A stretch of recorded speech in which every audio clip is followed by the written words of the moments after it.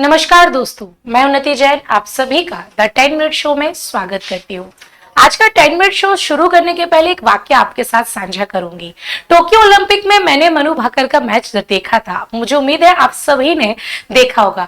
वह बहुत छोटी उम्र से अच्छा प्रदर्शन कर रही थी, इसलिए मुझे आगे आने वाले ओलंपिक में उनसे बहुत ज्यादा उम्मीदें जुड़ गई, जैसा कि हर किसी को जुड़ता है ना। लेकिन वह फाइनल मैच में टोक्यो ओलंपिक में ही अपनी उम्मीद के अनुसार अच्छा प्रदर्शन नहीं कर पाई। उनके चेहरे पर उस दिन बहुत ज्यादा निराशा भी देखने को मिली और बहुत ज्यादा भय भी देखने को मिला। मैं उस निराशा से वाकिफ थी क्योंकि मैंने भी परीक्षाओं में असफलता में उस निराशा, उस भय को महसूस किया है और इससे मुझे थोड़ा सा भय यह भी हुआ कि आने वाले ओलंपिक में कहीं यही परेशानी, यही नर्वसनेस आगे आने वाले ओलंपिक में असफलता में ना बदल जाए, है ना। इसलिए अब देखते हैं 2024 के पेरिस ओलंपिक में फिर से जब फाइनल मैच हुआ। मैंने इसके पहले वाला मैच भी देखा और आज का मैच भी देखा। उम्मीद है आप लोगों ने भी देखा होगा। लेकिन इस बार मनु भाकर के चेहरे पर एक अलग ही जोश, अलग ही रौनकता देखने को मिली। डर का तो बिल्कुल भी नाम नहीं था। एक अलग ही कॉन्फिडेंस देखने को मिल रहा था और चेहरे पर एक अलग ही शांति भी देखने को मिल रही थी। पहले वह दूसरे स्थान पर आई, लेकिन आखिरी शूट अच्छे से नहीं लग पाया, इसलिए वह वापस तीसरे स्थान पर आ गई। स्पोर्ट्स इसलिए मुझे भी हमेशा अच्छा लगता है क्योंकि इस स्पोर्ट्स में लोगों का चरित्र देखने को मिलता है, लोगों का कैरेक्टर देखने को मिलता है।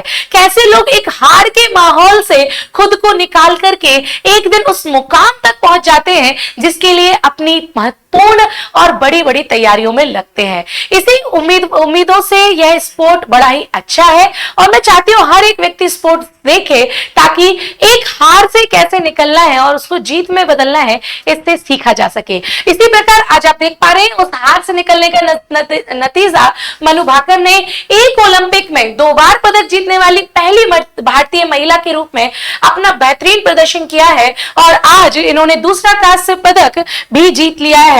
ये देखते हैं क्या कैसी इसकी व्याख्या रही है। पेरिस ओलंपिक मनु भाकर के लिए एक बहुत महत्वपूर्ण ही ऐतिहासिक ओलंपिक रहा है। एक ही ओलंपिक में 2 पदक जीतने वाली यह पहली भारतीय महिला बनकर उभरी है।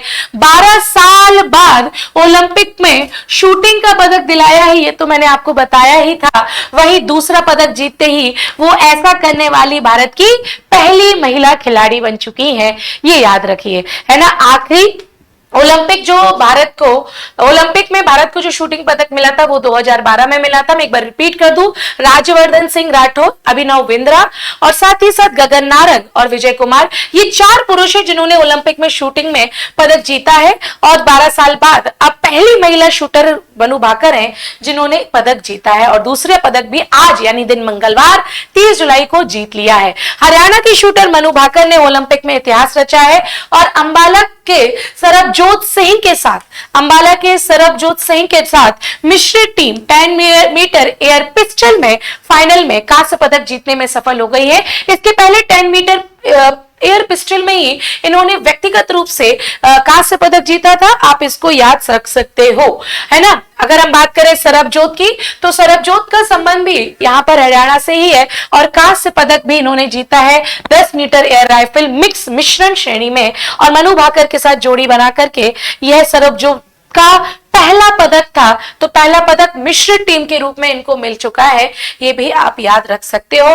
तो यह जानकारी परिवार में, पूरे देश में एक बड़ा ही उत्साह का माहौल बनाकर आई है। थोड़ा सा मनु भाकर की उपलब्धियों पर हम नजर डालें तो अगर हम बात करते हैं 2017 में ये केरल में नेशनल चैंपियंस में 9 स्वर्ण पदक जीत करके एक नया राष्ट्रीय रिकॉर्ड बनाया और इसी वर्ष यानी 2017 में एशियाई जूनियर एम चैंपियनशिप में भी इन्होंने रजत पदक जीता था। मैक्सिको में 2018 में अंतरराष्ट्रीय स्पोर्ट्स शूटिंग में 10 मीटर एयर पिस्टल में ये फाइनल में पहुंची और 2 बार विजेता रह चुके व्यक्ति को हराया भी था। सबसे कम उम्र में स्वर्ण पदक जीतने वाली वर्ल्ड कप में यह पहली महिला बनी, इसको भी आप ध्यान में रख सकते हो, है ना। ये आप फोटो देख रहे हैं जब ये जूनियर थी और किस प्रकार मेडलों की बरसात एक माला अपने गले पर लगाई हुई है ना। ये भी मैंने कल आपको 10 मिनट शो में बताया था किस प्रकार से जूनियर वर्ल्ड कप को जीता, राष्ट्रमंडल खेलों में रिकॉर्ड स्थापित किया, ISSF विश्व कप में स्थान प्राप्त किया, टोक्यो ओलंपिक 2021 में क्वालिफाई तो किया था लेकिन उतना ज्यादा इनको सफलता नहीं मिल पाई और साथ ही साथ 2020 में वर्चुअली 21 में अर्जुन पुरस्कार भी जीता और फिर से यह सुनहरा शूटिंग का दौर लौट चुका है। मनु भाकर ने दूसरा कांस्य पदक जीत लिया है और इन्होंने 16-10 के अंतर से यह पूरा रिकॉर्ड अपने नाम किया था और 12 साल बाद सूखे को इन्होंने खत्म किया। इसके पहले मैंने आपको बता दिया गगन नारंग, विजय कुमार और ये सारे खिलाड़ी हैं जिनको पदक मिल चुका है।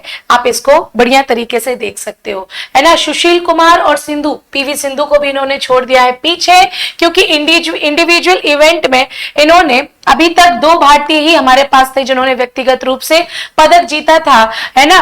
और सुशील कुमार और पीवी सिंधु रजत पदक जीता था लास्ट टाइम, लेकिन अब इन्होंने इसको भी पीछे छोड़कर तीसरे रूप में मनु भाकर ने व्यक्तिगत रूप से पदक जीत लिया है। तो ये था आज का 10 मिनट शो, जो मैंने इसके 10 मिनट शो के स्टार्टिंग में जो आपको कहानी सिखाई है, स्पोर्ट्स किस प्रकार व्यक्ति के चरित्र को प्रदर्शित करता है, ठीक उसी प्रकार प्रतियोगी परीक्षा की तैयारी करने वाले स्टूडेंट का भी जब वो तैयारी कर रहे होते हैं तो उनका चरित्र दिखता है कि वो भय है, निराशाजनक है या सकारात्मक है। इस बात को ध्यान रखिए। मैं मिलूंगी आपको कल सुबह 8 बजे करंट अफेयर्स की क्लास में।